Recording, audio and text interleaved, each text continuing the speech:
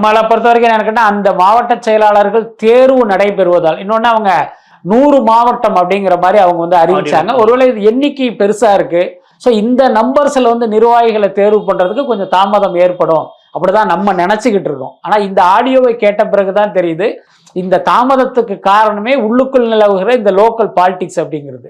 இன்னொரு பக்கம் நம்ம ஏற்கனவே சொன்ன மாதிரி இப்ப ஜான ஆரோக்கியசாமி சில பேரை வந்து சிபாரிசு பண்ணுவாரு. அதோட அர்த்தம் என்னன்னா இவர்கள் என்னுடைய ஆதரவாளர்கள் அப்படின்னு அர்த்தம் இல்லை. அவர் ஒரு ஸ்ட்ராட்டஜிஸ்டா இவங்களை போட்டீங்க அப்படின்னா சரியா இருக்குங்கிற அடிப்படையில் அவர் ஒரு லிஸ்ட்டை கொடுப்பாரு. அதே நேரம் புஷி ஆனந்த் என்னன்னா அவருடைய ஆதரவாளர்களா, இப்ப அவர் வந்து கட்சி தொடங்குவதற்கு முன்பு ஒரு ரசிகர் மன்றமாக இருக்கும்போது யாரெல்லாம் இருந்தாங்களோ அவங்கள வந்து இந்த பதவியில வைக்கணும்ட்டு இப்ப இவர் ஒரு லிஸ்ட் கொடுப்பாரு. ஸோ இதுல வந்து ஒரு பெரிய முரண்பாடும் குழப்பமும் ஏற்படும். ஸோ அதுதான் இந்த தாமதத்துக்கு காரணம்ங்கிறது இந்த ஆடியோ பதிவில் இருந்தே தெரியுது.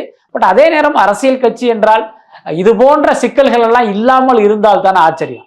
அதை எப்படி நம்ம சால்வ் பண்றோம், அதை எப்படி வந்து நம்ம சரி பண்றோம் அப்படிங்கிறதுல தான் அந்த கட்சியினுடைய எதிர்காலமே இருக்கு. நிச்சயமா இதை விஜய் வந்து ஒரு சரியாக கையாள்வார் அப்படின்னு தான் நான் நினைக்கிறேன்.